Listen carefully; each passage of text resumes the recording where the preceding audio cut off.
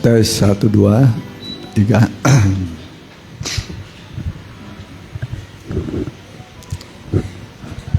Shalom.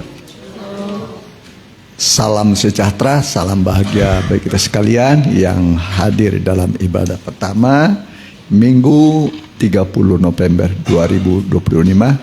Mari kita bangkit berdiri, kita undang hadirat Tuhan. Kita satukan iman kita, hati kita. Kita menyanyikan sebuah lagu Bapa yang kekal.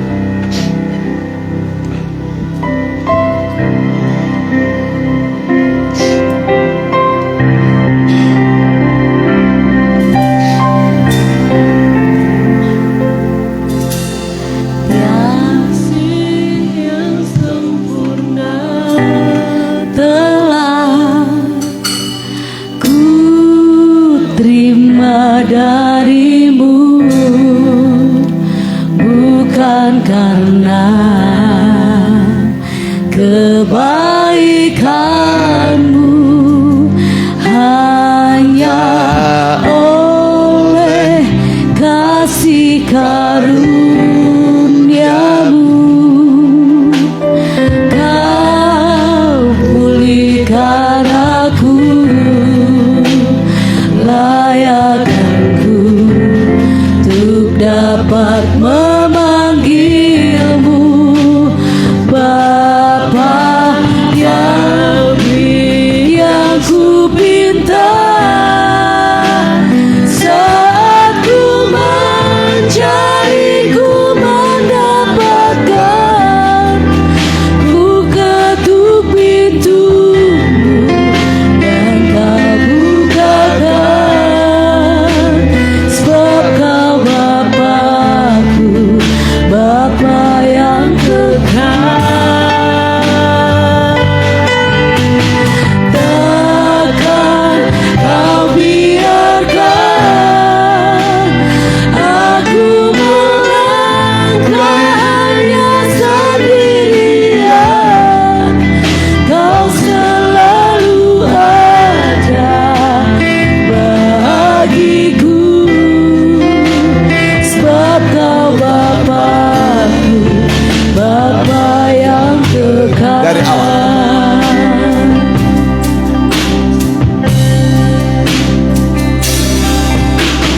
kasih yang sempurna telah ku terima darimu, bukan karena kebaikanku, hanya oleh kasih karuniamu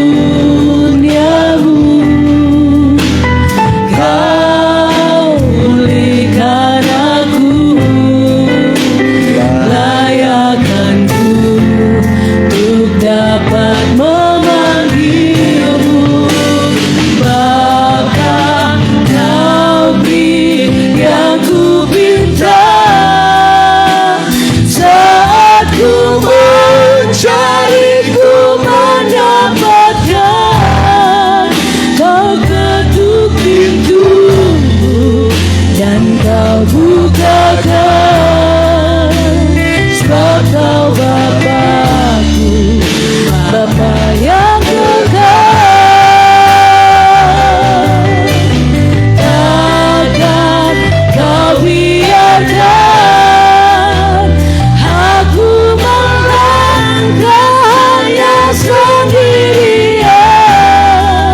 Kau selalu ada bagiku, sebab kau Bapakku, Bapa yang kekal. Kau beri yang ku pinta saat ku mencari ku mendapatkan, ku ketuk pintumu dan kau bukakan, sebab kau Bapakku, Bapa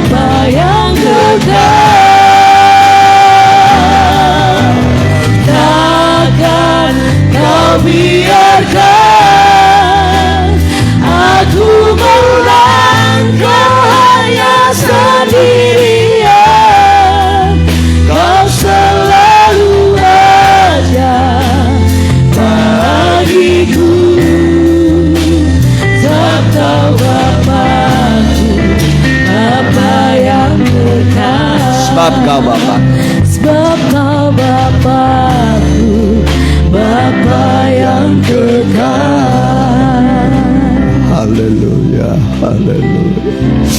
Engkaulah Bapa yang kekal bagi kami. Bapa yang mengasihi kami lebih dari kasih seorang ayah terhadap anaknya. Engkau sangat mengasihi kami, memelihara hidup kami, menuntun kami di tengah dunia yang sukar dan gelap ini, sampai kami masuk ke pintu gerbang mutiara, kota Yerusalem baru, di mana tempat yang terindah Kau sediakan bagi semua anak-anak-Mu yang Kau kasih. Lingkupilah kami dengan kasih-Mu Tuhan, dengan damai dan sukacita surgawi, sehingga kami hidup di dalam Allah. Kami rasakan kebaikan Tuhan, kemurahan Tuhan, hari demi hari sepanjang umur kami. Biarlah kemuliaan-Mu nyatakan di tengah-tengah kami. Yang masih bergegas anak-anak-Mu, tibakanlah dengan selamat.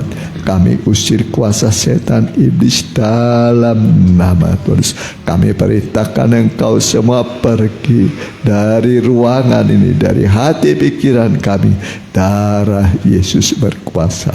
Kami siap Bapa, muji nama-Mu dalam nama Tuhan Yesus. Haleluya. Amin. Mari duduk. Lebih dari pemenang.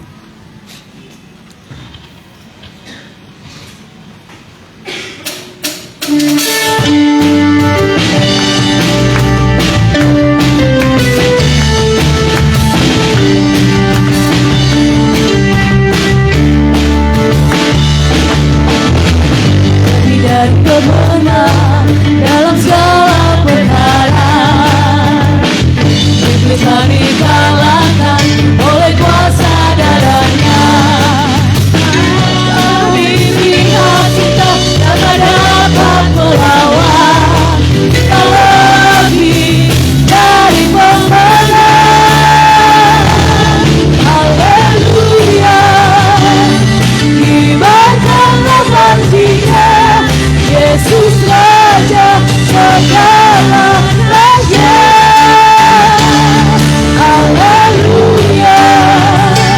Bangkitlah dengan jaya, kita lebih dari pemenang. Lebih dari pemenang dalam segala perkara. Iblis telah dikalahkan oleh kuasa darahnya. Jikalau di pihak kita, siapa dapat melawan? Kita lebih dari pemenang. Haleluya. Kibarkanlah panjinya, Yesus Raja segala raja. Haleluya. Bangkitlah mereka-Nya, kita lebih dari pemenang. Lebih dari pemenang, sebab Tuhan kita sudah menang. Kemenangannya Dia berikan pada kita, supaya kita pun tidak perlu takut saat menghadapi ujian pencobaan sampai masa tuamu. Kita pakai berdiri, kita nyanyikan dengan sukacita.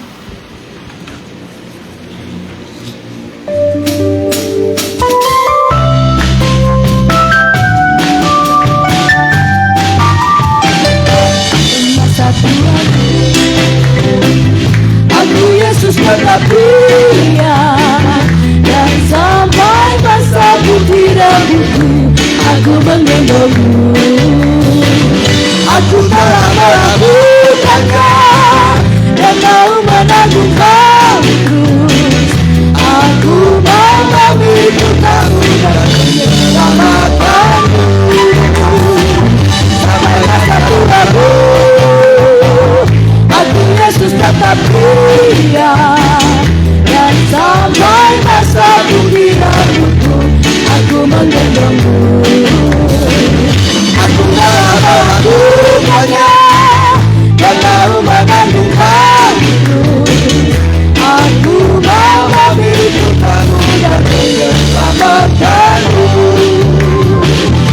sampai masa tuaku. Aku Yesus tetap dia, dan sampai masa bumi rambutmu aku menggendongmu. Aku tak melakukannya dan mau menanggung kamu. Aku mau mengikut kamu dan menyelamatkanmu. Silakan duduk. Ya, Tuhan itu baik ya, sangat baik, dan Dia tetap mengasihi kita sampai selama-lamanya. Haruslah kamu sempurna.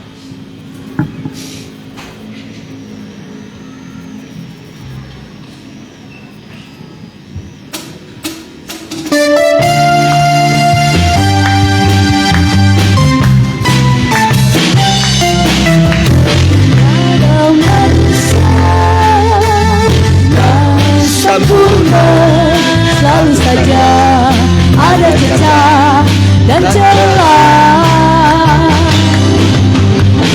Karena dosa telah menguasai kegelapan dan malu membayangi. Tetapi Allah adalah kasih bagi kita, kasih-Nya sempurna. Dia akan mengutus Putra Tunggalnya untuk menanggung segala dosa kita semua.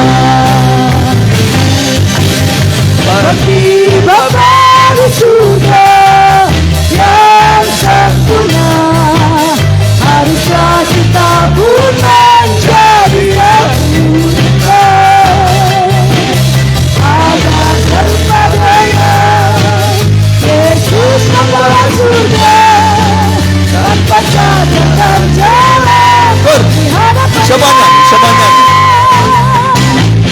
seperti Bapa di surga yang sempurna, haruslah kita pun menjadi sempurna, agar serupa Dia. Yesus membawa surga tanpa cacat dan jelek di hadapan-Nya. Satu kali kita akan sempurna. Amin.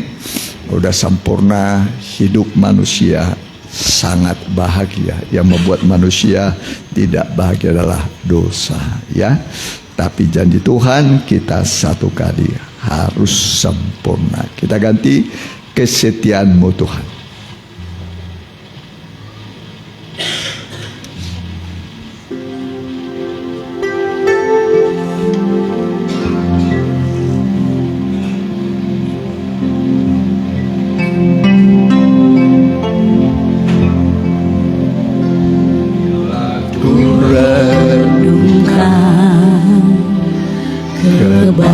Kebaikan-Mu Tuhan di sepanjang tahun dalam hidupku.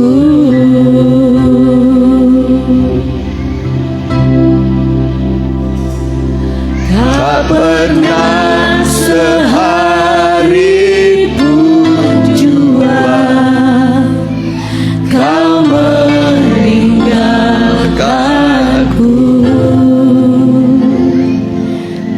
Kesetiaan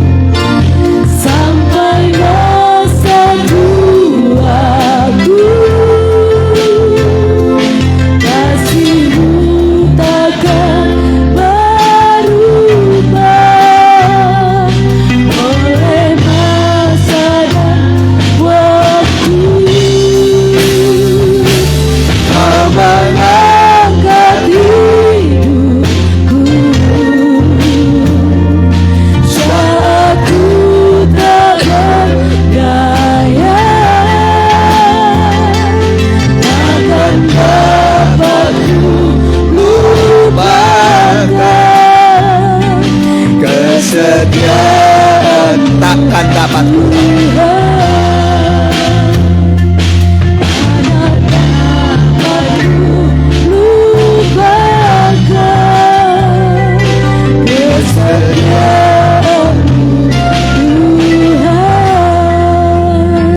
kita tunduk kepala, kita akan berdoa.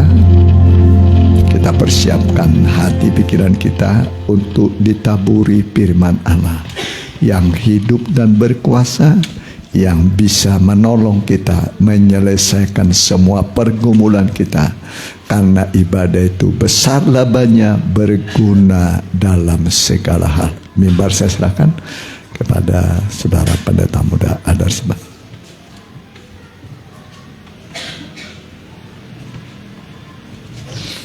Haleluya Tuhan, kami percaya Tuhan Kau tetap mengangkat, menggendong, menanggung segala beban dalam kehidupan kami, bahkan sampai masa tua kami, di mana saat-saat banyak yang mengalami beban berat, susah payah, bahkan kelelahan dalam kehidupannya.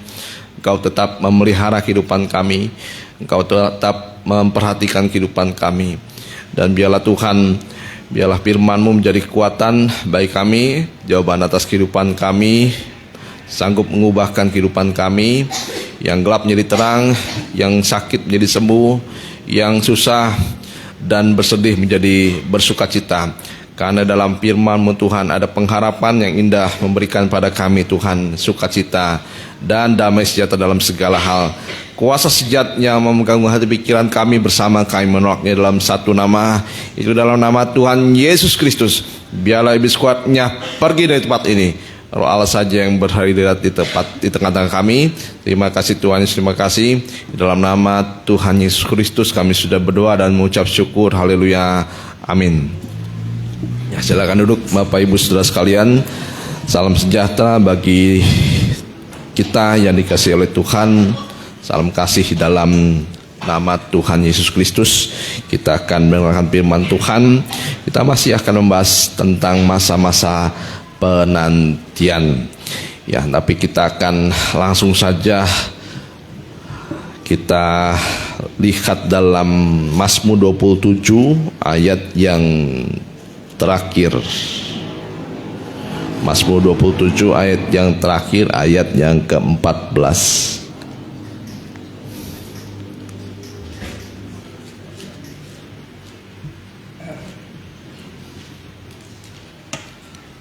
Mazmur 27 ayat 14. 27 ayat 14 ya.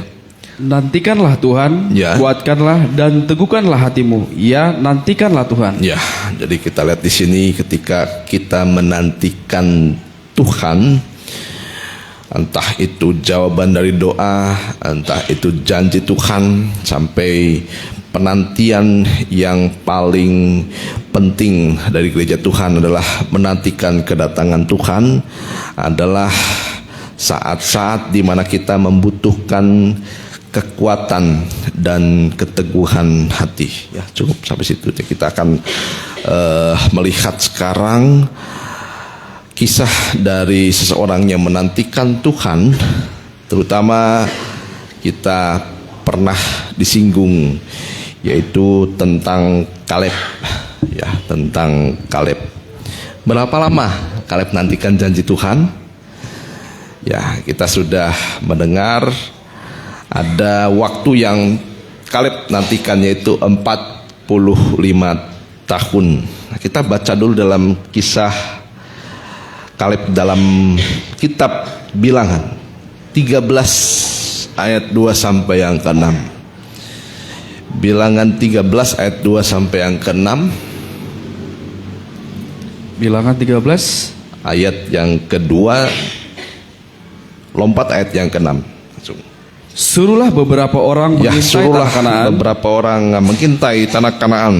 yang akan kuberikan kepada orang Israel. Ya, teruskan. Dari setiap suku nenek moyang mereka, Ya. haruslah kau suruh seorang, semuanya pemimpin-pemimpin di antara mereka. Ya, semuanya pemimpin-pemimpin di antara mereka, pemimpin yang dipilih oleh Tuhan. Mereka juga bertugas atau dipilih juga sebagai pasukan tentara Allah yang besar, tentara Allah yang kuat dan gagah perkasa. Ayat yang ke-6, Dari suku Yehuda, Kaleb bin Yefune. ya, kita melihat nama Kaleb diawali di dalam kitab Bilangan 13 ayat yang ke-6. Ya, Kaleb dalam pasal atau ayat-ayat sebelumnya tidak pernah disinggung nama Kaleb, tetapi sekalipun tidak disinggung, Kaleb sudah ada, ya, dalam kitab Keluaran sudah ada Kaleb di situ sampai nanti kitab Yosua, sampai nanti kitab Hakim-Hakim masih disinggung nama Kaleb, ya, terutama salah satu salah satu dari menantunya Kaleb, ya, salah satu dari menantunya Kaleb adalah Otniel. Ya, Otniel adalah hakim-hakim nanti yang dipilih oleh Tuhan, ya. Jadi pertanyaan siapa itu Kaleb? Ya, jadi Kaleb dilihat dari arti namanya, ya, memiliki arti. Kaleb ini artinya adalah seekor anjing, ya, itu arti namanya. Tapi arti nama yang lain disebut juga gagah berani, ya, gagah berani, ya, tidak sabaran, ya, tidak sabaran, ya, dia disebut juga bergerak, ya, arti nama Kaleb itu seekor anjing, gagah berani, tidak sabar, bergerak dengan kecepatan dan kekuatan yang besar. Itu nama dari Kaleb. Ya, Kaleb juga disebut salah satu pemimpin dari Yehuda. Ya, bahkan memang Kaleb ini adalah pemimpin dari suku Yehuda. Ya, dikatakan dalam Bilangan 13 ayat yang 2 dikatakan, suruhlah beberapa orang mengintai, yaitu semuanya adalah pemimpin-pemimpin di antara mereka. Nah, jadi ada 12 suku, pemimpin dari suku Yehuda adalah Kaleb.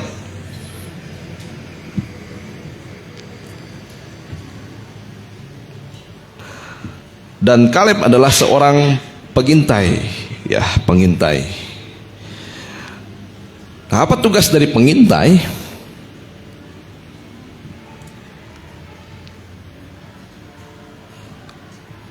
Tugas dari pengintai kita baca dulu, ya, dalam Bilangan 13. Ya, kita maju ke ayat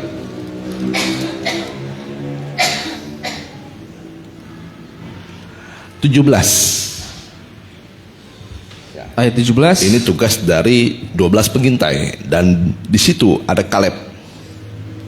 Maka Musa menyuruh mereka untuk mengintai tanah Kanaan. Ya. Katanya kepada mereka, pergilah dari sini ke tanah Negeb dan naiklah ke pegunungan. Ya, jadi diawali startnya itu dari tanah Negeb dan naiklah ke pegunungan.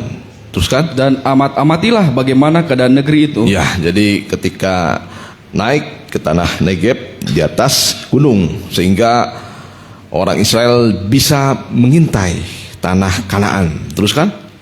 Apakah bangsa yang mendiaminya kuat atau lemah? Ya. Apakah mereka sedikit atau banyak? Ya. Dan bagaimana negeri yang didiaminya? Apakah baik atau buruk? Ya. Bagaimana kota-kota yang didiaminya? Apakah mereka diam di tempat-tempat yang terbuka atau di tempat-tempat yang berkubu? Ya. Dan bagaimana tanah itu? Apakah gemuk atau kurus? Apakah ada di sana pohon-pohonan atau tidak? Tabahkanlah hatimu dan bawalah sedikit dari hasil negeri itu. Waktu itu ialah musim hulu hasil anggur. Ya, cukup sampai situ dulu. Jadi tugas dari 12 pengintai, yang salah satunya adalah Kaleb. Di sini dikatakan yang pertama mengintai tanah Kanaan dan mengintai tanah Kanaan dan melihat apakah tanah itu baik atau buruk. Ya, itu yang pertama dikatakan di sini. Ya, dilihat dulu tanahnya baik atau buruk. Ya, terutama kita kalau mau mencari rumah, ya mencari rumah biasanya kita lihat dulu apakah airnya baik, ya kita lihat tetangganya seperti apa, ya kita lihat rumahnya baik, bagus atau tidak. Kalau lihat tanah itu subur atau tidak, ya. Yang kedua dikatakan apakah penduduknya kuat atau lemah, ya. Apakah penduduknya kuat atau lemah, banyak atau sedikit? Ya, kalau misalnya kuat, apakah banyak atau sedikit? Kalau banyak, berarti lawannya begitu. Ya, kalau kuat, lawannya kita lihat juga apakah banyak atau sedikit. Kalau banyak, wah dalam keadaan bahaya Israel. Ya, lawannya. Ya, yang ketiga, ya, apakah kota-kota mereka berkubu atau tidak? Ya, kuat atau lemah? Ya, di sini pertahanan, ya pertahanan. Ya, jadi apakah kuat orangnya? Apakah banyak? Apakah sedikit? Terus dikatakan apakah pertahanannya baik? Nah, disebut sini berkubu atau tidak? Ya. Kota-kota mereka kuat atau lemah. Dan yang terakhir adalah mereka harus membawa sedikit dari hasil negeri itu. Nah, ini tugas dari pengintai. Nah, tetapi apa yang terjadi? Ya, tetapi apa yang terjadi ketika 12 pengintai ini kembali kepada Musa, Harun dan semua orang Israel. Ya, ternyata ketika mereka kembali terjadilah dua golongan besar. Ya, dua golongan besar. Ya, memang terutama ada 10 berbanding 2.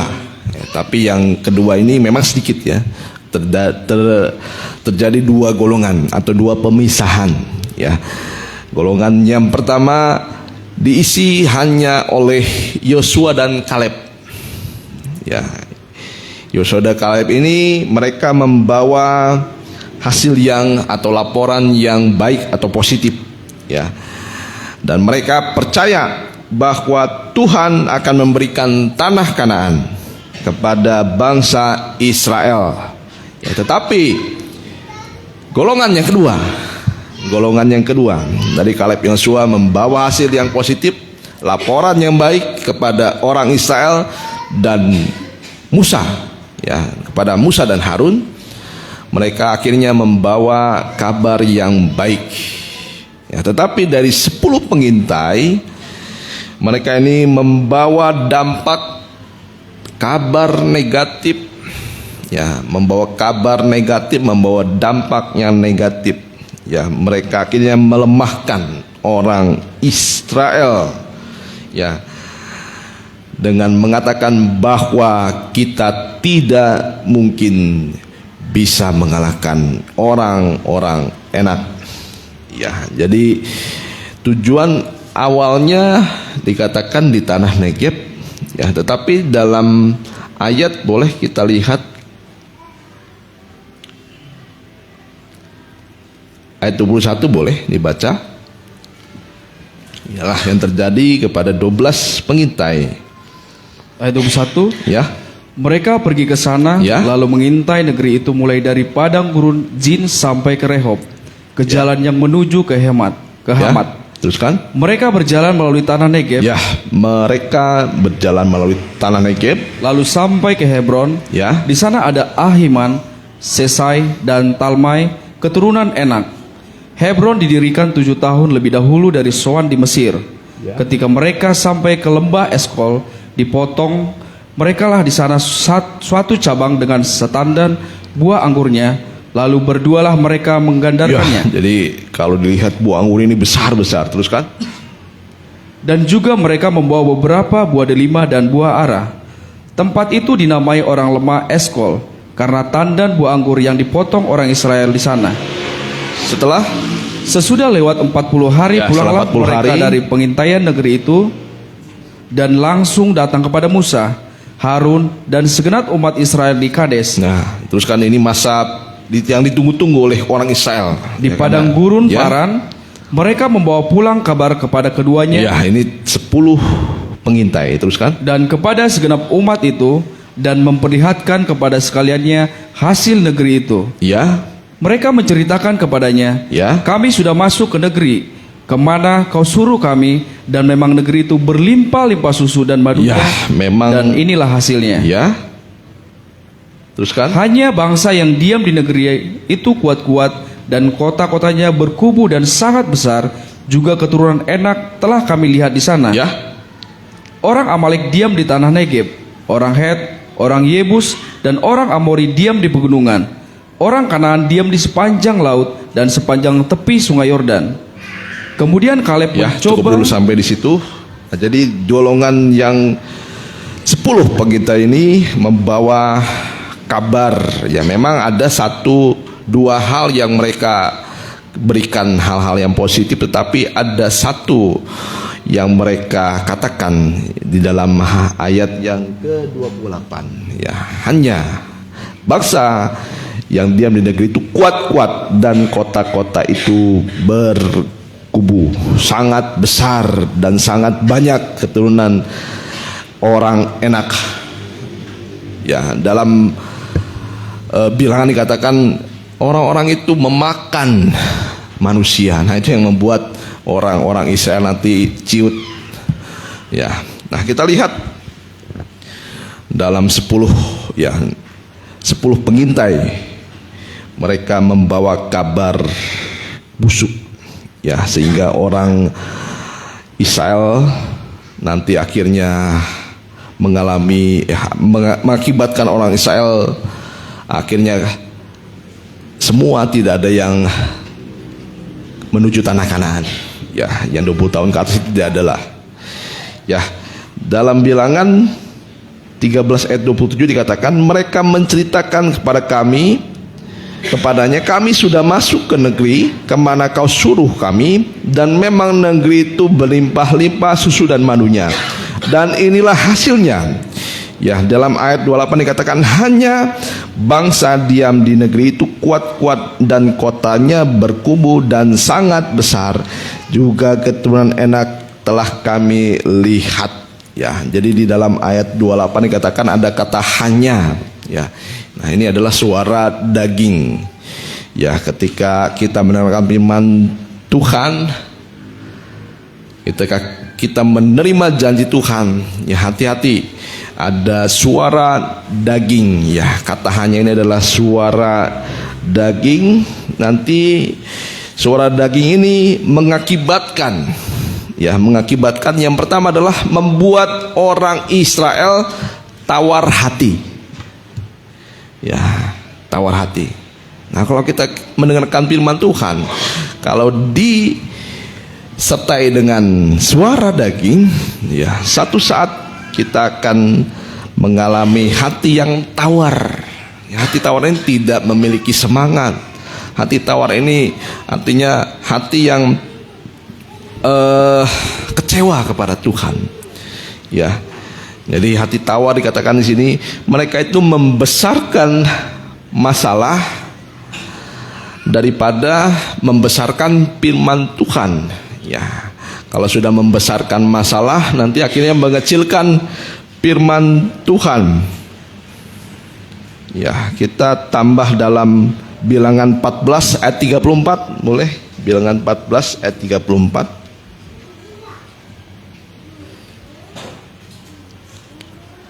Bilangan 14 ayat ke-34, sesuai dengan jumlah hari yang kamu mengintai negeri itu, yakni 40 hari, 1 hari dihitung 1 tahun. Jadi 40 tahun lamanya kamu harus menanggung akibat kesalahanmu, supaya kamu tahu rasanya jika aku berbalik daripadamu. Ya, Aku Tuhan yang berkata demikian. Sesungguhnya aku akan melakukannya semuanya itu kepada segenap umat yang jahat ini, yang telah bersepakat melawan aku. Di padang gurun ini mereka akan habis, dan disinilah mereka akan mati. Adapun orang-orang yang telah disuruh Musa untuk mengintai negeri itu, yang sudah pulang dan menyebabkan segenap umat ini bersungut-sungut kepada Musa dengan menyampaikan kabar busuk tentang negeri itu. ya, Orang-orang itu mati, kena tulah di hadapan Tuhan. Ya, jadi 10 pengintai ini akhirnya mati kena tulah. Ya. Hati-hati, makanya kalau kita menyampaikan kabar, apalagi kalau kabar itu tidak benar, ya, kalaupun sekalipun ada banyak fakta-fakta yang mendukung setiap perkataan kita, nah tapi kalau sudah disertai dengan kata hanya, atau di sini disebut perasaan daging yang mengecilkan firman Tuhan, ya, akhirnya yang pertama membuat orang Israel tawar hati, yang kedua membuat orang Israel itu bersungut-sungut. Ya, bersungut-sungut ini artinya tidak mengucap syukur, tidak, ya, merasa tidak ada keadilan dari Tuhan, ya, merasa dibohongi oleh Tuhan. Ya, itulah orang Israel. Ya, akibatnya akhirnya bersungut-sungut kepada Tuhan. Ya. Ditambah dalam Ulangan yang pertama ayat yang ke-26. Ulangan yang pertama ayat 26. Ya, bersungut-sungut juga artinya menggerutu. Ya, menggerutu. Ulangan pertama ayat yang ke-26. Ya. Tetapi kamu tidak mau berjalan ke sana, kamu menentang titah Tuhan Ya. Allahmu. Kamu menggerutu di dalam kemahmu, serta berkata, ya, karena Tuhan membenci kita. ya. Jadi kalau di kemah ini ada siapa saja biasanya? Ya, biasanya ada satu keluarga dalam kemah. Ya, jadi kalau bisa dikatakan kalau kepala rumah tangga mendengar kabar yang tidak baik, ya, sungut-sungut, tawar hati, ya, dia akan memberikan juga pengaruhnya, dampaknya juga pada satu rumah, ya, dalam kemah itu. Terus kan? Ya, Karena Tuhan membenci kita, ya, karena Tuhan membenci kita, maka Ia membawa kita keluar dari tanah Mesir, ya, untuk menyerahkan kita ke dalam tangan orang Amori supaya dimusnahkan. ya. Nah, setelah bersungut-sungut, akhirnya di sini dikatakan mereka itu akhirnya berburuk sangka kepada Tuhan. Ya, berburuk sangka kepada Tuhan. Ya, bayangkan mereka berkata, karena Tuhan membenci kita. Karena Tuhan membenci kita, makanya Tuhan membawa kita keluar dari tanah Mesir untuk membinasakan kita. Ya, ayat yang ke-28 boleh? Ayat yang ke-28. Ya, ini kemanakah pula kita maju? Ini perkataan dari Musa. Terus kan? Saudara-saudara kita telah membuat hati kita tawar dengan Ya. mengatakan, orang-orang itu lebih besar dan lebih tinggi daripada kita. Ya. Kota-kota di sana besar dan kubu-kubunya sampai ke langit. Lagi pula kami melihat orang-orang enak di sana. Ya. Ketika itu aku berkata kepadamu, Ya. janganlah gemetar, janganlah takut kepada mereka. Ya, teruskan ayat 3. Tuhan Allahmu yang berjalan di depanmu, Dialah yang akan berperang untukmu sama seperti yang dilakukannya bagimu di Mesir di depan matamu. Ya, mereka sampai tidak percaya. Ya, padahal Israel sudah keluar dari tanah Mesir. Ya, kalau bisa dibilang Mesir ini dengan Firaunnya itu lebih hebat dibandingkan orang-orang enak. Tetapi mereka karena orang-orang enak dikatakan hanya tinggi kuat. Ya, katakan tinggi, mereka takut. Terus kan? Dan di padang gurun di mana engkau melihat bahwa Tuhan Allahmu mendukung engkau seperti seorang yang mendukung anaknya, Ya. sepanjang jalan yang kamu tempuh sampai kamu tiba di tempat ini, Ayat 33. yang berjalan di depanmu di perjalanan untuk mencari tempat bagimu di mana kamu dapat berkemah dengan api pada waktu malam, Ya. dan dengan awan pada waktu siang, Ya. untuk memperlihatkan kepadamu jalan yang harus kamu tempuh. Ya, teruskan. Ketika Tuhan mendengar gerutumu itu, Ia menjadi murka dan bersumpah. Ya, ketika Tuhan mendengar gerutumu itu, Ia menjadi murka dan bersumpah. Ya, saya bingung juga, ada hamba Tuhan. Ya, hamba Tuhan menyampaikan, kalau kita punya marah, punya gerutu, sampaikanlah kepada Tuhan. Ya, Tuhan akan mendengar gerutumu. Ya, saya bingung juga ada hamba Tuhan yang menyampaikan semacam itu. Ya, jadi ketika kita mau berdoa kepada Tuhan, ya, mau menyampaikan sesuatu kepada Tuhan, ya, alangkah baiknya kita mengucap syukur kepada Tuhan. Ya, jangan sampai kita mengucapkan gerutu kita kepada Tuhan, ketidakpuasan kepada Tuhan. Kalaupun ada gerutu kita, nah lebih baik kita sucikan dulu. Ya, makanya dengarkan firman Tuhan. Ya, maka dengarkan firman Tuhan. Jangan sampai kita menggerutu di hadapan Tuhan. Ya, ayat 35. Saya ulangi, ketika Tuhan mendengar gerutumu itu, ia menjadi murka dan bersumpah, Ayat 35. tidak seorang pun dari orang-orang ini, angkatan yang jahat ini, akan melihat negeri yang baik, yang dengan sumpah kujanjikan untuk memberikannya kepada nenek moyangmu, Ya. kecuali Kaleb bin Yefune. Ya, kecuali Kaleb bin Yefune. Dialah yang akan melihat negeri itu, Ya, dan dialah yang akan kepadanya- melihat negeri itu, dan kepadanya dan kepada anak-anaknya dan akan kepada kuberikan anaknya kuberikan. negeri yang diinjaknya itu, Ya. karena dengan sepenuh hati ia mengikuti Tuhan. Ya, teruskan. Juga kepada Tuhan murka oleh karena kamu, dan ia berfirman, juga engkau tidak akan masuk ke sana. Ya. Yosua bin Nun pelayanmu, dialah yang akan masuk ke sana. Berilah kepadanya semangat, Ya. sebab dialah yang akan memimpin orang Israel sampai mereka memiliki negeri itu. Ya, cukup sampai di situ. Nah, jadi disinggung juga di sini nama Kaleb. Ya, tapi dari 10 pengintai, ya semuanya mendapatkan tulah. Ya, bayangkan. Ya, karena membawa kabar yang tidak baik. Nah, kita akan belajar sekarang mengenai Kaleb. Dari 10 pengintai sudah. Nah, kita akan lihat tentang Kaleb ini. Nah, kita belajar dari beberapa tahap kehidupan Kaleb. Ya, jadi kehidupan Kaleb ini dibagi menjadi beberapa tahap. Yang pertama, ya, dari masa kecil sampai masa muda. Ya, dari masa kecil sampai masa muda, kira-kira di mana Kaleb? Di Mesir. Ya.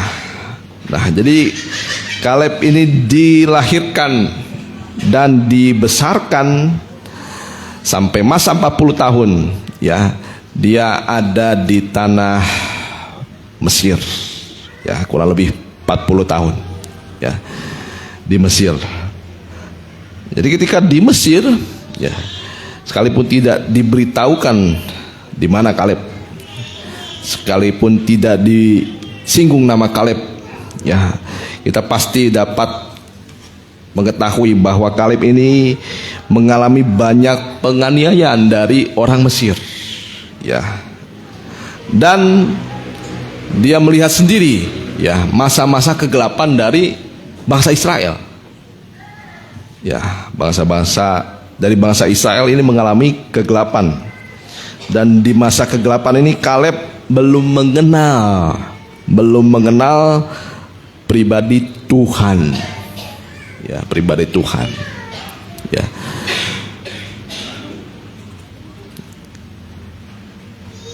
Belum mengenal penebusan, belum mengalami penebusan.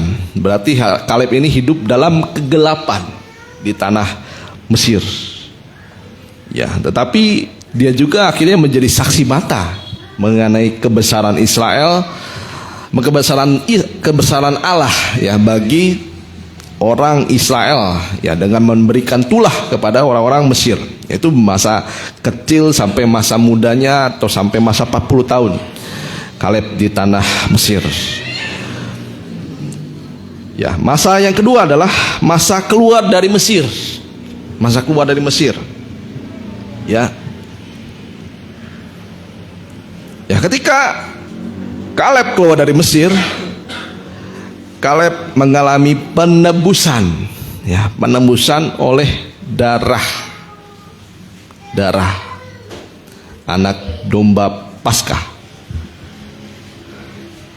Ya, ketika keluar dari Mesir. Dan ketika keluar dari Mesir, Kaleb nanti dipilih menjadi pemimpin dari suku Yehuda. Itu yang kedua, masa keluar dari Mesir.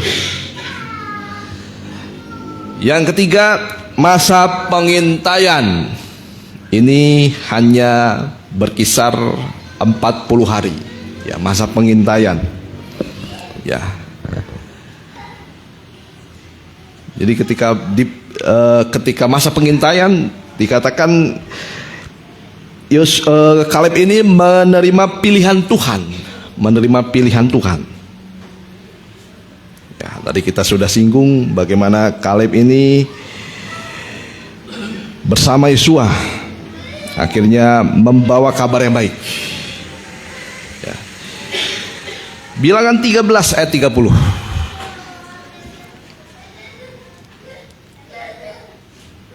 Masa pengintaian ini hanya berlaku 40 hari. Tapi inilah peristiwa besar yang dilakukan oleh Kaleb bin Yefun. Bilangan 13 ayat 30. Ya, bilangan. Kemudian 13, Kaleb 30. mencoba menenteramkan hati bangsa itu di hadapan Musa. Katanya, tidak, kita akan maju dan menduduki negeri itu. Ini perkataan Kaleb pertama kali ya dari kitab Bilangan 13 ayat yang ke-30. Terus kan? Sebab kita pasti akan mengalahkannya. Ya, sebab kita pasti akan mengalahkannya. Tetapi orang-orang yang pergi ke sana bersama-sama dengan dia berkata, kita tidak dapat maju Ya, menyerang kita tidak bangsa akan itu, maju dan tidak bisa mengalahkannya. Terus kan? karena mereka lebih kuat daripada kita. Ya, Juga mereka menyampaikan kepada orang Israel kabar busuk tentang negeri yang diintai mereka dengan berkata, negeri yang telah kami lalui untuk diintai adalah suatu negeri yang memakan penduduknya, dan semua orang yang kami lihat di sana adalah orang-orang yang tinggi-tinggi perawakannya. ya ini membuat tawar hati. Ya, penduduknya itu memakan. Jadi katakan di sini penduduk yang memakan ya manusia seperti itu ya. Terus kan? Juga kami lihat di sana orang-orang raksasa, orang enak yang berasal dari orang-orang raksasa, dan kami lihat diri kami seperti Ya, belalang. jadi kami seperti belalang. Dan demikian juga mereka terhadap kami. Ya, jadi dibesarkanlah masalah. Nah, jadi sikap Kaleb, ya sikap Kaleb ketika mengintai tanah Kanaan yang A. Atau yang pertama dikatakan di sini menentramkan hati bangsa Israel. Ya, menentramkan hati bangsa Israel dan meyakinkan umat Tuhan ya bahwa negeri itu akan diserahkan kepada bangsa Israel. Dan dikatakan oleh Kaleb, negeri itu baik dan Tuhan akan menyerahkannya bagi kita. Ya, di sini kita garis bawahi bahwa Kaleb ini bisa menentramkan hati bangsa, ya, hati bangsa Israel. Nah, begitu juga kalau di dalam rumah tangga, ya, kalau ada orang-orang atau kehidupan seperti Kaleb, ya perkataannya tidak seperti 10 pengintai yang membuat tawar, ya, tetapi bisa menentramkan. Nah, di sini juga tugas kita sebagai kepala rumah tangga, sebagai pemimpin, ya. Alangkah baiknya ketika ada masalah, ya, satu hal yang harus kita ketahui, satu sikap yang harus kita bawa, ya, membawa tentram. Ya, ada amin. Ya, bagaimana menentramkan anaknya, menentramkan istrinya, ya, membuat tenang. Ya, sikap Kaleb menentramkan hati bangsa Israel. Yang kedua adalah menentang kabar busuk. Ya, dengan menyatakan kabar yang baik kepada orang Israel. Nah, jadi sambil menentramkan, tetapi kalau ada kabar yang tidak baik, nah kita harus lawan kabar itu dengan kabar yang baik, kabar yang benar. Ya, dengan di sini dikatakan mempercayai firman Tuhan. Ya, mempercayai firman Tuhan, membesarkan firman Tuhan, mengecilkan masalah, dan meyakini firman Tuhan itu ya dan amin. Ya. Bilangan 14 ayat yang 5 sampai yang 10. Ya, menentang kabar busuk. Bilangan 14 ayat yang kelima. Ya. Lalu sujudlah Musa dan Harun di depan mata seluruh jemaah Israel yang berkumpul di situ. Ya. Tetapi Yosua bin Nun dan Kaleb bin Yefune yang termasuk orang-orang yang telah mengintai negeri itu mengoyakkan pakaiannya, Ya, mengoyakkan pakaiannya dan berkata kepada segenap umat Israel, Ya. negeri yang kami lalui untuk diintai itu adalah luar biasa baiknya. Ya. Jika Tuhan berkenan kepada kita, Ya. maka Ia akan membawa kita masuk ke negeri itu dan akan memberikannya kepada kita, suatu negeri yang berlimpah-limpah susu dan madunya. Hanya janganlah memberontak kepada Tuhan. Ya, hanya janganlah memberontak kepada Tuhan. Dan janganlah takut Ya. kepada bangsa negeri itu, sebab mereka akan kita telan habis. Ya. Yang melindungi mereka sudah meninggalkan mereka. Yang melindungi mereka sudah meninggalkan mereka. Sedang Tuhan menyertai kita. Ya, nah jadi memang kalau sudah Tuhan menunjukkan kuasanya, ya siapapun juga, kuasa apapun juga tidak bisa melawan. Bahkan dikatakan di sini mereka itu undur sebelum berperang. Ya, jadi ya kadang kita mendengar banyak ya orang berusaha, ya ketika kita punya usaha rame misalnya, ya kita punya usaha rame, tapi kita tiba-tiba kadang-kadang sepi, ya itulah berusaha memang. Ya kadang-kadang kita punya pikiran, wah kadang-kadang kita punya pikiran, wah siapa yang buat usaha kita sepi?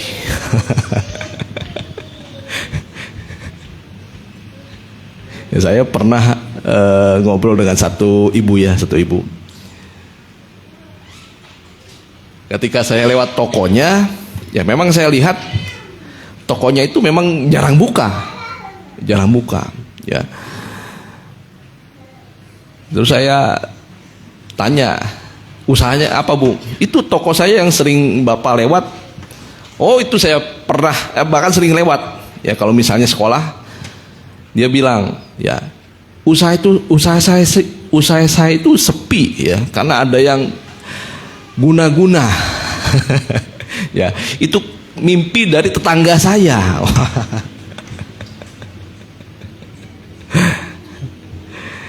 Tapi saya lihat memang gara-gara tokonya sering tutup, mungkin sepi. Atau memang gara-gara ada setan yang menutup mata saya gara-gara lihat tokonya tutup. Saya tidak tahu. Tapi memang kalau saya sering lihat tokonya sepi dan jarang buka.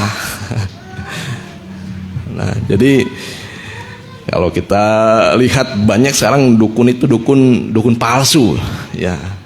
Banyak orang percaya pada dukun. Nah, kita juga jangan percaya pada hal-hal yang semacam itu untuk sekarang, ya. Kita percaya kepada firman Tuhan. Kalau Tuhan sudah ada di pihak kita, semua yang ada bersama dengan mereka, ya, sekalipun ada kuasa sejahat itu akan mundur. Ya, dikatakan orang percaya itu atau orang benar itu tidak akan kena kutuk, ya, tidak akan kena kutuk. Nah, kita kembali, dilanjutkan.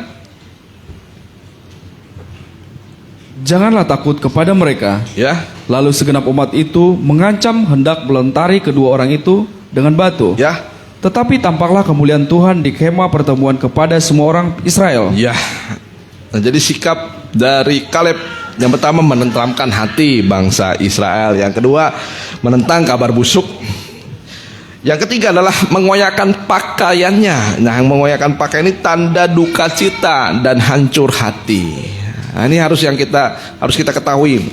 Ketika ada hal-hal yang belum sesuai dengan keinginan kita, nah terutama mengenai saudara-saudara kita, ya, mengenai pasangan kita, mengenai anak kita, mengenai siapapun juga yang kita pergumulkan. Nah, kita di sini harus seperti Kaleb, ya, dengan bisa mengoyakkan pakaiannya, ya, menunjukkan tanda duka cita, hancur hati. Nah, kalau kita tidak bisa menasihatkan seseorang dengan secara biasa, nah kita nasihatkan dengan mencucurkan air mata.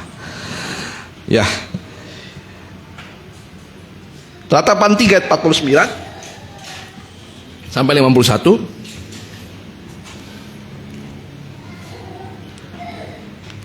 Nah, air mata kita ini masih berguna, Ratapan masih sangat 3. bernilai. Ratapan 3 ayat 49. Air mataku terus menerus bercucuran, Ya. dan tak henti-hentinya. Ya, teruskan. Sampai Tuhan memandang dari atas dan melihat dari sorga. Ya. Mataku terasa pedih oleh sebab keadaan putri-putri kotaku. Ya. Nah, di sini ratapan terhadap putri-putri kotaku. Ya, putri-putri. Nah, ini kita bisa sebut saja banyak saudara kita atau siapapun juga, ya. Nah, tangisan kita itu sangat bernilai. Tangisan kita itu bisa mengubah banyak hal. Bahkan dalam Kisah Rasul 20 ayat 31. Ya, ini yang disampaikan oleh Rasul Paulus. Nah, Kisah Rasul 20 ayat 31. Jadi dikatakan oleh Rasul Paulus kepada jemaat. Kisah Rasul 20 ayat 31. Ya. Sebab itu berjaga-jagalah dan ingatlah bahwa aku 3 tahun lamanya siang malam, Ya. dengan tiada berhenti-hentinya menasihati kamu masing-masing dengan mencucurkan air mata. Ya, cukup sampai situ. Nah, itu masa 40 tahun. 40 hari. Ya, 40 hari Kaleb mengintai. Nah, sekarang kita masuk poin yang keempat. Ya, masa penantian. Masa penantian. Ini waktunya sekitar 40 sampai 45 tahun. Masa penantian atau masa pengajaran. Ya, jadi ketika Kaleb dan bangsa Israel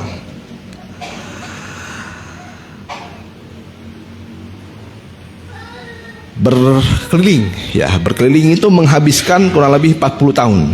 Ya, di mana ketika Kaleb menunggu waktunya Tuhan. Nah, Kaleb ini harus belajar setia dan taat kepada Tuhan, percaya kepada Tuhan.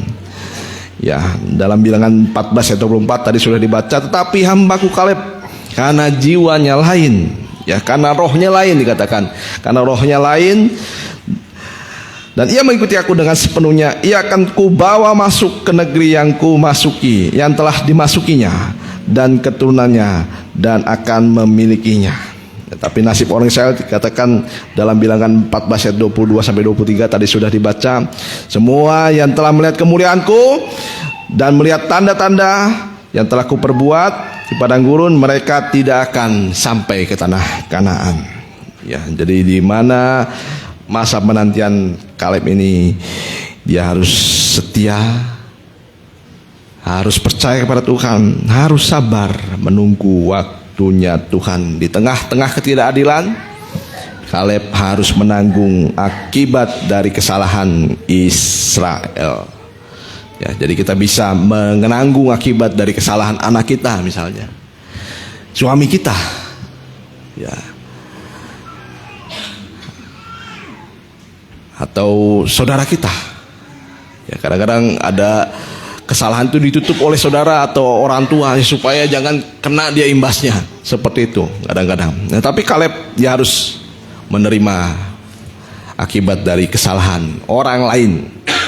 Ya.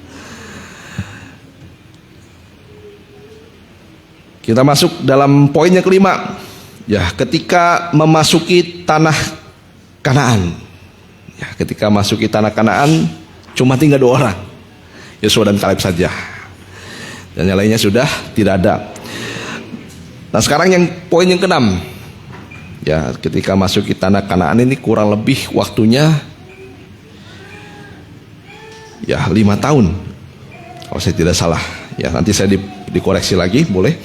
Tapi ketika kita lihat poin yang keenam, ketika menduduki Hebron, sekarang kita lihat. Ya.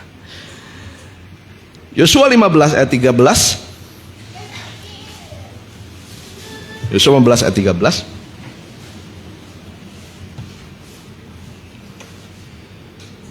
Yosua 15 ayat 13. Tetapi kepada Kaleb bin Yefune diberikan Yosua sebagian di tengah-tengah Bani Yehuda itu, yakni Kiryat Arba, seperti yang ditetapkan Tuhan kepadanya. Ya. Arba ialah bapa Enak, itulah Hebron. Dan Kaleb menghalau dari sana ketiga orang Enak, ketiga orang Enak, yakni Sesai, Ahiman, dan Talmai, anak-anak Enak. Ya. Dari sana ia maju menyerang penduduk Debir. Ya. Nama Debir itu adalah Kiryat Sefer. Terus Lalu berkatalah Kaleb, ya, siapa yang menggempur Kiryat Sefer dan merebutnya? kepadanya akan kuberikan Asya anakku menjadi istrinya. Ya, Dan Otniel anak Kenas saudara Kaleb merebut kota itu. ya, ini yang menjadi hakim-hakim nanti. Teruskan. Lalu Kaleb memberikan kepadanya Aksa anaknya menjadi istrinya. Ya. Ini ketika Kaleb menduduki Hebron. Kita akan masuk poin yang selanjutnya, yang ketujuh, masa tua. Ya, masa tua. Ya, masa tua diawali di dalam tahun yang ke-85 atau 85 tahun masa tua Kaleb. Ya. Jadi kita akan lihat, jadi ada beberapa contoh yang baik ketika Kaleb menghadapi masa tua.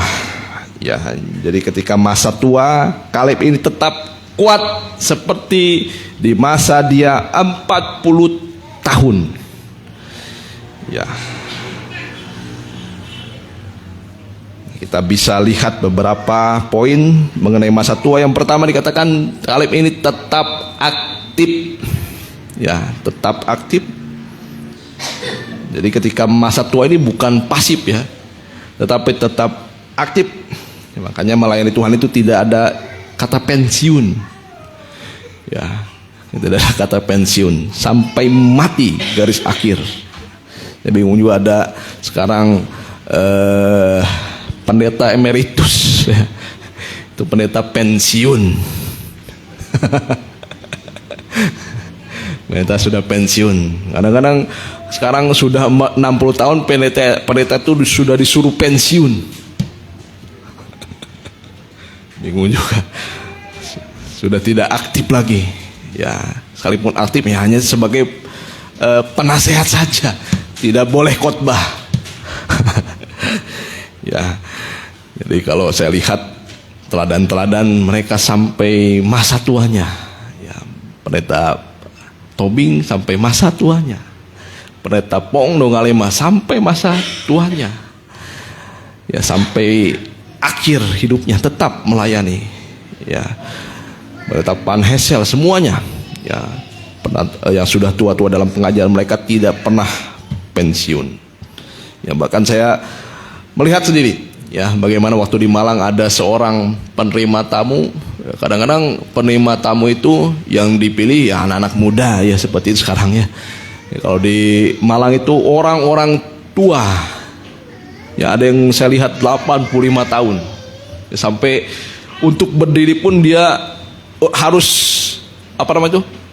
harus bergumul. Tapi mereka bisa ya. Sampai guru saya berkata, ya sampai mau meninggal pun sebelum hari H dia masih melayani Tuhan. Ya, tetap aktif. Nah, kita juga sampai masa tua harus aktif. Ya, apalagi masa muda. Ya, masa muda kita harus beri kepada Tuhan. Ya. Dan yang kedua, Kaleb ini tidak menyerah. Tidak menyerah. Kaleb pada usia tua tetap semangat, berani, tidak takut dalam menghadapi apapun. Ya. Poin yang selanjutnya, Kaleb tetap beriman kepada Tuhan. Ya. Tidak sedikit ketika masa tuanya atau sudah masa akhir hidupnya banyak orang meninggalkan Tuhan. Ya, pada masa tuanya.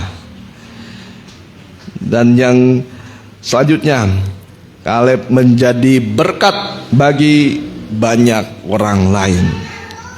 Ya, terutama Kaleb ini menjadi teladan iman bagi kita sekarang. Di usianya yang tua tidak menjadi penghalang. Nah, kita akan masuk poin yang kelima. Kaleb memberi warisan kepada anak cucunya. Ya, pada masa tuanya.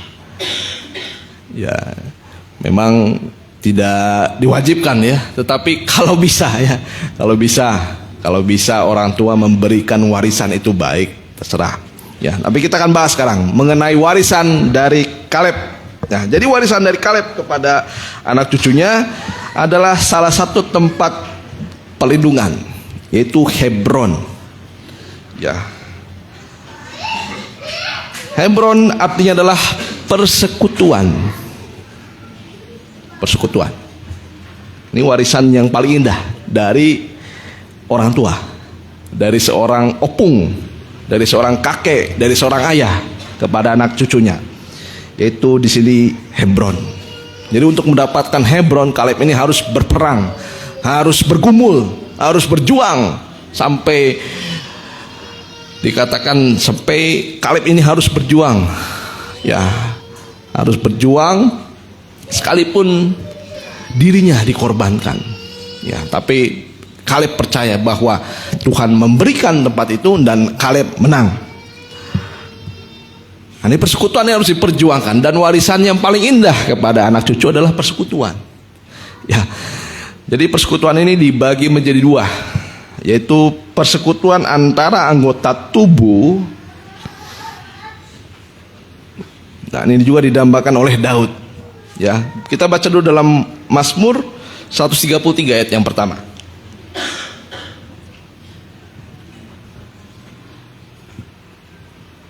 Mazmur 133 ayat yang pertama. Alangkah baiknya kita nyanyikan lagi. Nyanyian soalnya nih. Baca ayatnya bersama-sama. Nyanyian ziarah Daud. Sungguh alangkah baiknya dan indahnya apabila saudara-saudara diam bersama dengan rukun. Teruskan. Seperti minyak yang baik di atas kepala meleleh ke janggut, yang meleleh ke janggut Harun dan ke leher jubahnya. Teruskan.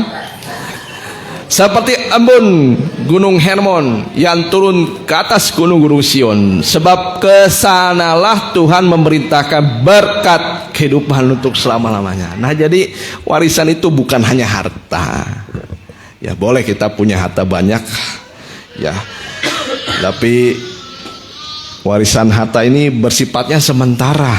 Tapi kalau kita tidak berikan kepada anak-anak secara bijaksana, ya, tidak sedikit warisan harta ini menimbulkan pertikaian.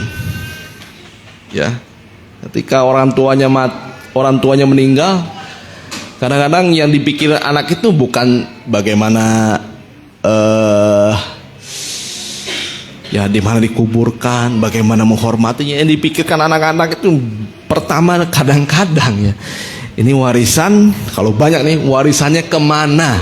Ya, warisannya kemana? Ya, kalau orang Cina itu biasanya dibagi rata, ada yang dibagi rata. Tapi kalau orang Batak ini, kalau sesuai adat banyaknya kepada siapa? Kepada laki-laki, ya, kepada laki-laki. Ya, yang perempuan jangan berharap dulu ya. Kecuali orang tuanya sudah bagi-bagi sesuai, ya, kebijaksanaan orang tua saja itu. Ya, kalau misalnya anak yang perempuan sudah punya suami yang kaya, ya tidak perlulah diberi kadang-kadang, ya. Tidak perlu diharapkan yang seperti itu. Ya, tapi itu bagaimana orang tua saja, tidak perlu saya ikut campur. Nah, tapi untuk warisan yang jasmani ini, ya, kadang timbul satu kejahatan. Ya, kadang ada kemarin seorang istri hakim yang di Sumatera itu, ya, karena suaminya punya idaman lain, istri yang sahnya ini niat menceraikannya, ya. Ini sesuai dengan kebiasaan sini, mereka bisa, ya. Dan setelah tahu ingin diceraikan, wah bagaimana nih, ya, istrinya ini takut kalau diceraikan tidak mendapatkan haknya, ya, atau tidak mendapatkan, saya kalau tidak salah itu total kekayaan suaminya itu sekitar 45 miliar.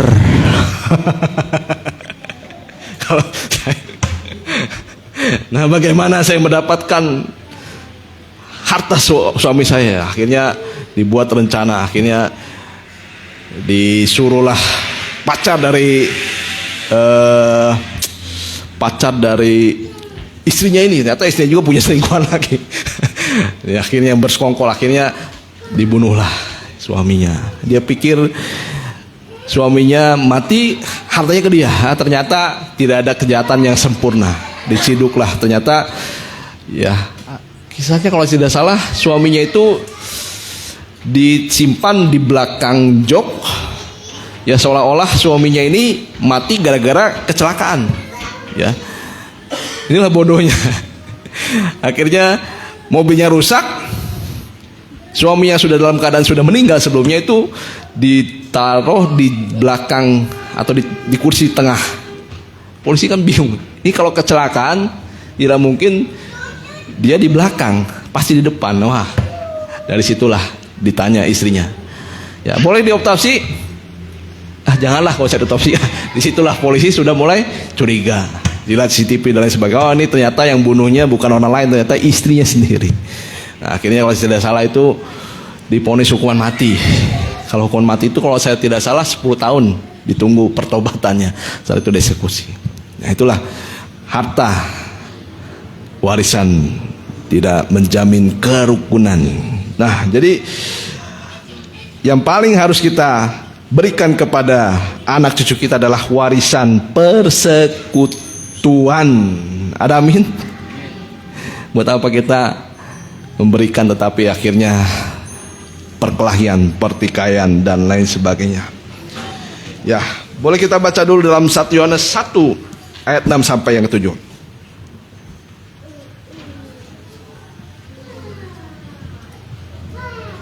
Ya. 1 Yohanes 1 Ayat yang ke-6 sampai ke-7.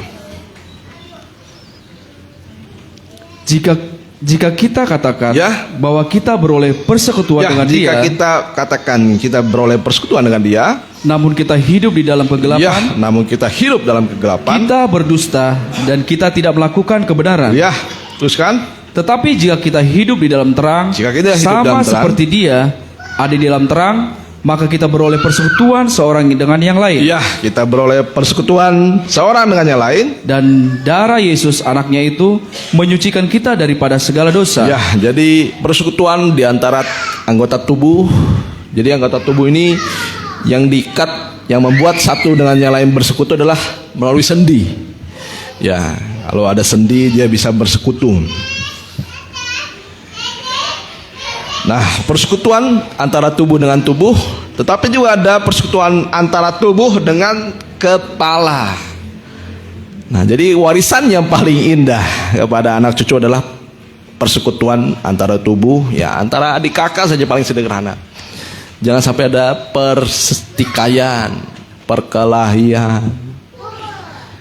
Ya, boleh jujur apa yang membuat orang bertikai? Misalnya salah paham. Ya, masalah uang biasanya juga. Ya. Dan lain sebagainya.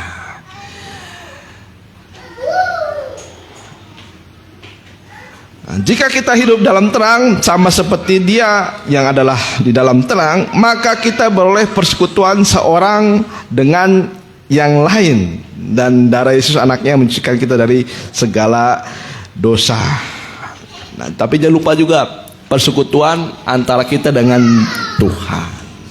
Nah, saya makin heran sekarang, banyak orang tua kadang-kadang ya antara persekutuan antara anak dengan anak mungkin bisa diperjuangkan, tapi antara kita dengan Tuhan, nah inilah sebenarnya harus lebih diperjuangkan. Ya, boleh baca ayat terakhir 1 Korintus 15 ayat 58. 1 Korintus 15 ayat yang ke-58. Ya, persekutuan dengan Tuhan ini juga harus diperjuangkan. Ya, orang tua kepada anak. Ya, jangan hanya sukses dalam hal yang jasmani saja, tapi persekutuan dengan Tuhan harus diwarisi. Ya. 1 Korintus 15 ayat 58. Ya. Karena itu saudara-saudaraku yang kekasih, ya, berdirilah teguh. Berdirilah teguh. Jangan goyah. Ya. Dan giatlah selalu dalam pekerjaan Tuhan. Giatlah selalu dalam pekerjaan Tuhan. Sebab kamu tahu Ya. bahwa dalam persekutuan dengan Tuhan, Ya. jerih payahmu tidak sia-sia. Bahwa persekutuanmu dengan Tuhan, jerih payahmu tidak sia-sia. Ini dua ini harus diwariskan kepada anak cucu. Ya, sekalipun dengan air mata, sekalipun dengan perjuangan seperti Kaleb harus mengalahkan orang-orang enak yang gagah perkasa. Ini masalah-masalah dalam rumah tangga, masalah-masalah yang bisa mencurahkan air mata. Ya, orang tua kadang-kadang apa yang membuat mereka berduka cita? Ya, bukan hanya anaknya tidak kerja, ya anaknya mungkin belum menikah. Ya, ada yang seperti itu. Orang tua mencurahkan anaknya karena ya belum kerja, mungkin belum menikah dan lain sebagainya. Tapi yang bisa membuat orang tua bercucurkan air mata kalau dalam rumah tangga itu isinya adalah pertikaian. Ya, antara sama atau mungkin antara orang tua dengan anak. Ya, kita juga sebagai gembala, sebagai hamba Tuhan, ya antara anggota tubuh Kristus. Ya, kadang-kadang heran masih ada yang bertikai satu dengan yang lain, tidak mau bersekutu, tidak bisa bersekutu. Nah, tapi kita mau belajar sekarang. Kita harus mencapai Hebron, yaitu persekutuan. Ya, Hebron ini adalah tempat di mana nanti Abraham dan Sarah dikuburkan. Ya, di sana tempat persekutuan. Tempat yang nanti akhir diintai. Tempat di mana Daud pernah memerintah selama 7,5 tahun. Ya, firman Tuhan cukup sampai di sini dulu.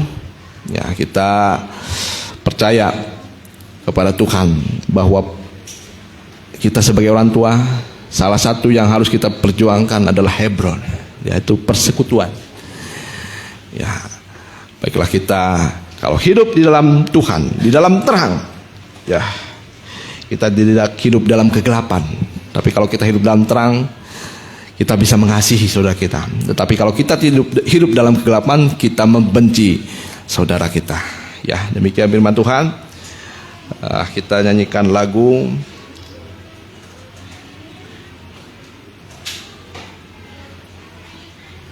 Kau Tetap Menggendongku Saja. Ya, sampai masa tuaku. Saya undang Bapak Gembala untuk depan.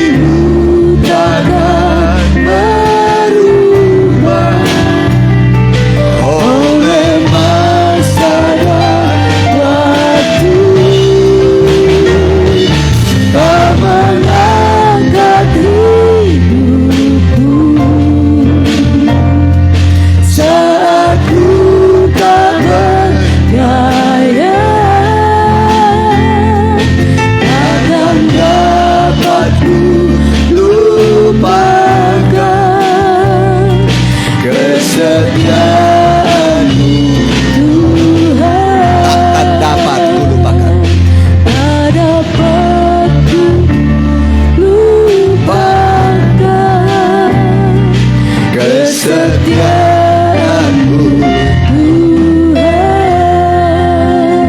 Ya, Tuhan itu setia. Setia artinya dapat dipercaya.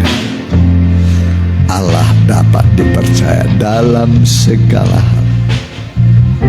Dalam segala hal. Jangan bimbang saat datang pada Tuhan. Saat kita beribadah, Dia ada di tengah-tengah kita. Dia hadir untuk menolong kita, mempersatukan yang tercerai-berai, yang sudah sempat bermusuhan, saling membenci di antara keluarga, kakak dengan adik, adik dengan kakak, mantu dengan mertua. Mari Tuhan bisa membuat rukun manis kembali, indah kembali. Sekali lagi kita nyanyikan. Yang mau didoakan boleh angkat tangan, kita bagi berdiri. Pur saja. Menggendongku Haleluya, haleluya, sampai masa tua.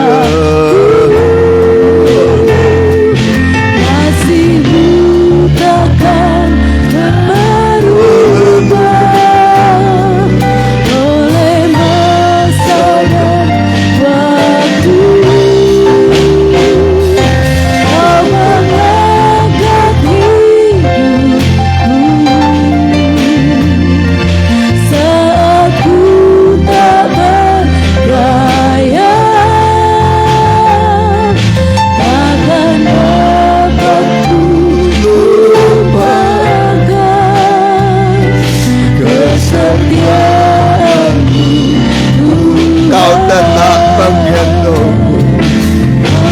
Haleluya, haleluya. Saat kami tidak berdaya Tuhan dalam hidup kami, Engkau ambil alih hidup kami, Engkau menggendong kami Tuhan, sehingga hidup kami enak dan terasa ringan. Hidup enak dan ringan hidup kami. Haleluya, haleluya, haleluya, haleluya, haleluya, haleluya. Aku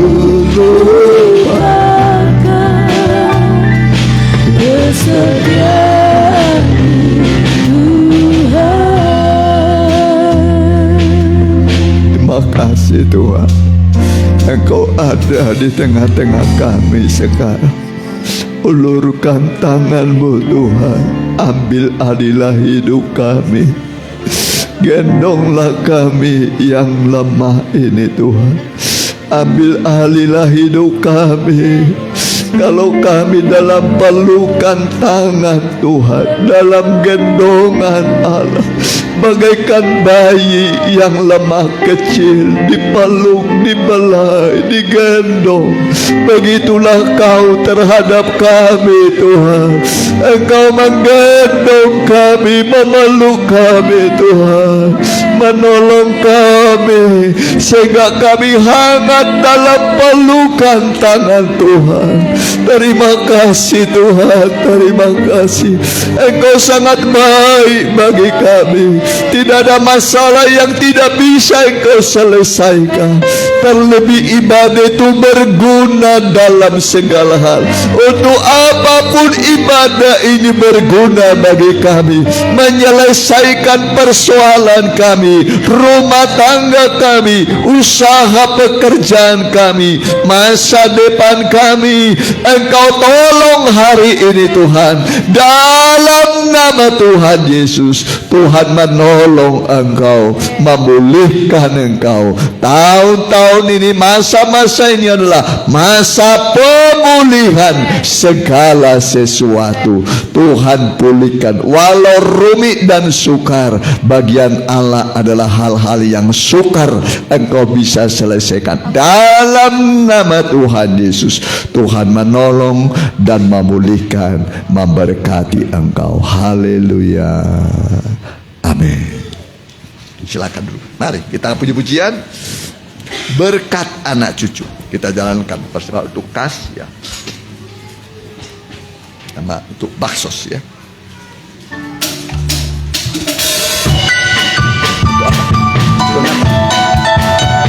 Hah? Untuk apa ya kedua? Oh ya, untuk banjir ya yang kedua. Besar kasih Allah pada kita, diberkatilah anak cucu kita di mana-mana. Tuhan mengubah miskin dan menjadikan kaya. Dia merendahkan dan meninggikan juga. Berbahagialah bagi orang yang percaya, anak cucunya pasti tidak akan meminta-minta. Bencana banjir di Sumatera ya, satu persembahan. Ada rekan-rekan kita sedang mengalami banjir hebat ya di Sumatera. Tiada yang mustahil bagi orang percaya. Begitu besar kasih Allah pada kita, diberkatilah anak cucu kita di mana-mana. Tuhan mengubah miskin dan menjadikan kaya. Dia merendahkan dan meninggikan juga. Berbahagialah bagi orang yang percaya, anak cucunya pasti tidak akan meminta-minta. Karena Allah menggenapi firman-Nya, yang mustahil bagi orang percaya. Tiada yang mustahil. Tiada yang mustahil bagi orang percaya. Terima kasih, Tuhan memberkati saudara. Tuhan mengasihi kita dan sangat mengasihi kita ya. Hidup tidak perlu khawatir karena Tuhan berkata serahkan khawatirmu kepada Tuhan, Dia akan menyelesaikan semua ya. Kita doakan juga ya rekan-rekan kita yang mengalami bencana banjir di Sumatera ya, dahsyat ya, yang belum pernah terjadilah sekarang ya. Selasa tidak ada lulu doa karena Natal Gabungan Jabar Banten GBS ya di Kristus Pembela. Rebo ada PA ya. Kekurangan dana Natal gimana? Bendahara Mas cukup? Ya. Ya. Oh ya. Kurang berapa lagi?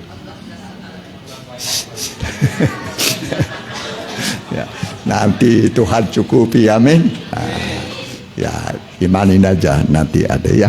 Terima kasih. Nanti sebentar ibu bapak latihannya sebentar aja perkenalan lagu ya. Ya kita bagi berdiri, kita dalam doa buat lagu